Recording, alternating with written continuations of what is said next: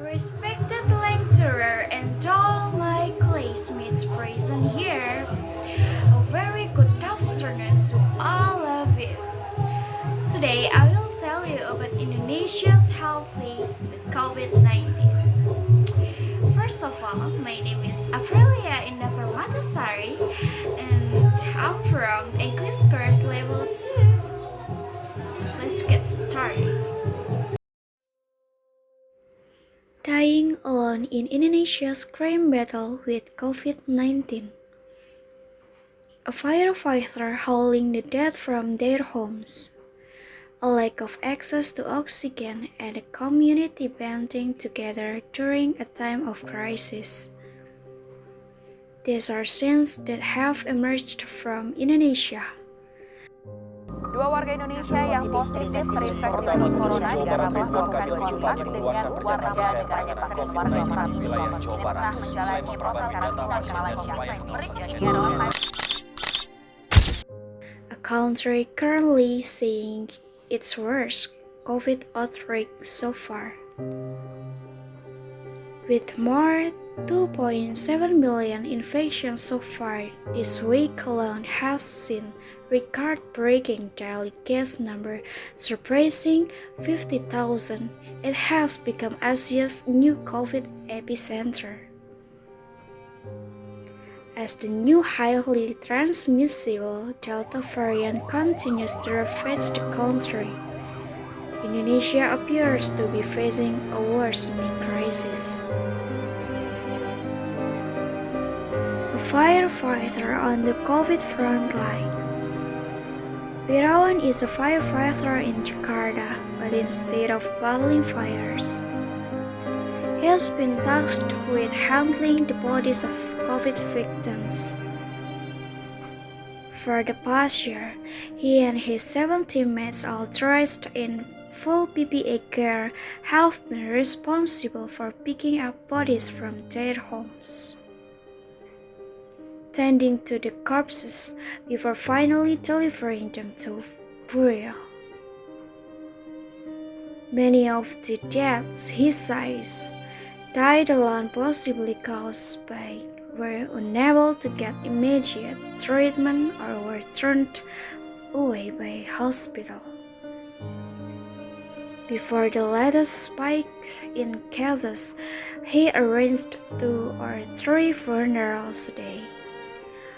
Now he gets calls for up to 24 funerals a day, more than he can handle.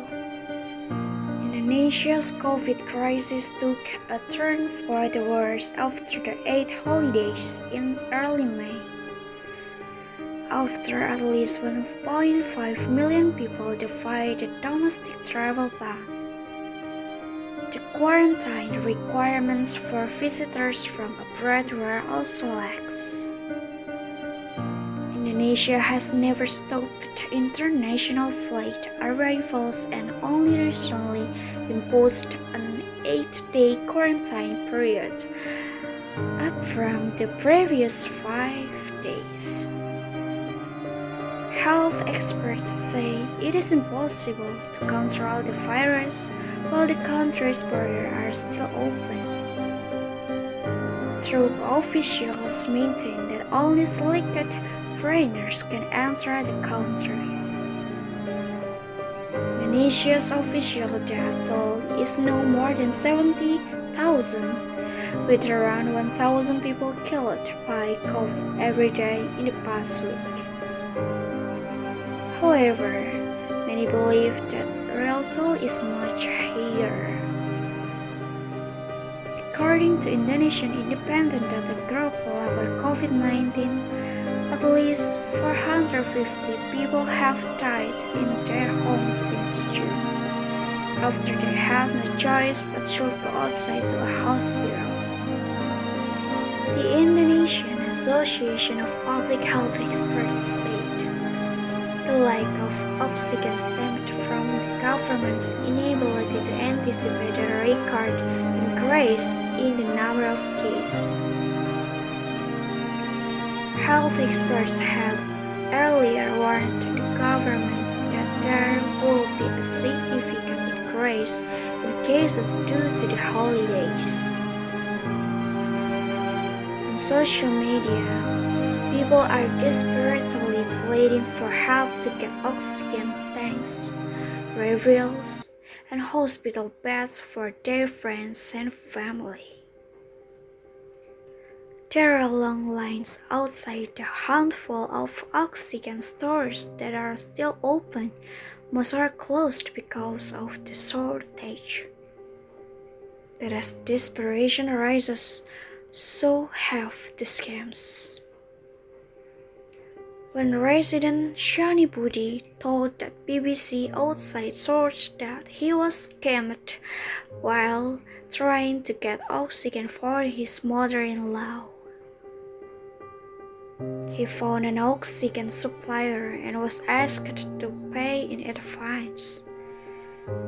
He transferred 2.2 million rupees for 5 oxygen tanks, only got ignored by the scammer. Thankfully, his mother-in-law survived and is now recovering. A community in action. With a government that's been criticized for failing to get the situation under control, ordinary citizens are stepping up to the plate to help victims. A 24-year-old doctor in Yogyakarta decided to start a free telemedicine service, which diagnoses and treats patients typically over video call. For Dr. Yu Pungki Irawan, he started the service on WhatsApp after realizing that many in self-isolation go unmonitored. He said that he had received 800 telemedical requests since he announced the free service on 7 July. I talked to many patients who have taken self-prescribed medicine. They got to know from WhatsApp group broadcasts, so we try to fix that, said Dr. Irawan. He doesn't prescribe medication, but recommends what to take and what to avoid during self-isolation. In West Java, Joki Haryadi has been going around his neighborhood on his truck delivering his rice harvest to people in self-isolation. The farmer also helps them to look for oxygen tanks and vitamins. The neighbors don't care about them because they're also afraid of the virus. I say we shouldn't be scared as long as we're disciplined in wearing the mask and taking other measures, he said. A lack of oxygen. Java, the most populous island of Indonesia, is the epicenter of the country's outbreak. On the first weekend of July, 63 COVID-19 patients died in the hospital in Yogyakarta after the hospital ran out of its central oxygen.